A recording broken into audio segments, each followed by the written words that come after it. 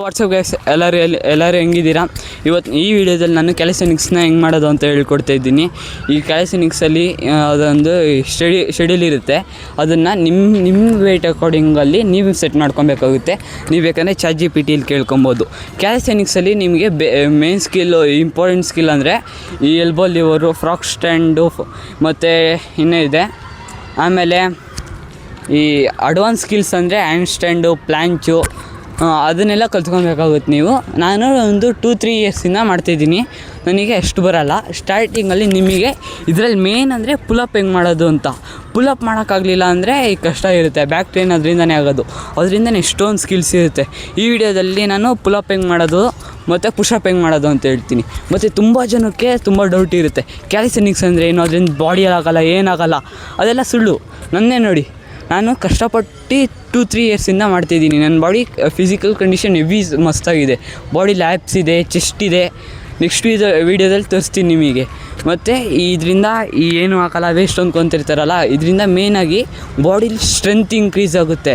ಇದ್ರ ತಿನ್ನ ಹೇಳ್ಕೊಂಡು ಹೋದರೆ ಹೆವಿ ಬೆನಿಫಿಟ್ ಇರುತ್ತೆ. ಅಂದರೆ ಈ ಎಷ್ಟು ಲಾಂಗ್ ವೀಡಿಯೋ ಲಾಂಗ್ ಆಗುತ್ತೆ.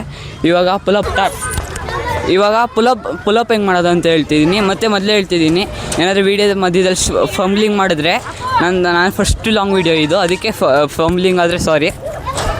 ಸ್ಟಾರ್ಟಿಂಗಲ್ಲಿ ಪುಲಪ್ಪಿಗೆ ನಿಮಗೆ ಇದು ಸ್ಕ್ಯಾಪುಲಪ್ ಪುಲಪ್ ಮಾಡಿ ಹಿಂಗೆ 3 ಸೆಟ್ಸು. ಅದರಲ್ಲಿ 20 ಹೊಡೀರಿ. 20 ಹೊಡೆದಾದ್ಮೇಲೆ ನಿಮಗೆ ಒಂದು ಪುಲಪ್ ಈಸಿ ಆಗುತ್ತೆ. ಅಥವಾ ನೀವು ಇನ್ನೂ ಅದು ಐತಲ್ಲ ಅಂದರೆ ಚಿನಪ್ ಹೊಡೀರಿ. ನೀವು ಚಿನಪ್ಪಿಂದ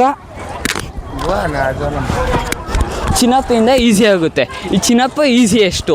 ನೆಕ್ಸ್ಟು ಪುಷಪ್ ಹೆಂಗೆ ಮಾಡೋದು ಅಂತ ಹೇಳಿ. ಮತ್ತು ಇನ್ನೊಂದು ಹೇಳೋದು ಮರ್ತೋದೆ, ಡೆಡ್ ಎಂಡು ಒಂದು ಪುಲಪ್ ಮಾಡೋಕ್ಕೆ ಡೆಡ್ ಎಂಡ್ ಒಂದು 30 ಸೆಕೆಂಡ್ಸ್ ಅಂತೂ ಇಟ್ಕೊಳ್ಳೇಬೇಕು. ನೆಕ್ಸ್ಟು ಪುಷಪ್ಪಿಗೆ ನೀವು ಸ್ಟಾರ್ಟಿಂಗ್ ವಾಲ್ ಪುಷಪ್ಪಿಂದ ಮಾಡಿ. ವಾಲ್ ಪುಷಪ್ಪಲ್ಲಿ ನಿಮಗೆ ಈಸಿ ಅನಿಸಿದ್ರೆ ನೀವು ನೀ ಪುಷಪ್ಪಿಗೆ ಬನ್ನಿ. ನೀವು ನಾರ್ಮಲ್ ಪುಷಪ್ಪಿಗೆ ಹೆಂಗೆ ಬರ್ತೀರೋ ಹಂಗೆ ಬರಬೇಕು. ಅಂದರೆ ನೀನೇ ಹಿಂಗೆ ಕಾಲನೇ ಮೇಲೆ ಎತ್ಕೊಬೇಕು. ಆಮೇಲೆ ನಾರ್ಮಲ್ ಹೆಂಗೆ ಹೊಡಿತೀರೋ ಹಂಗೆ ಹೊಡೀರಿ.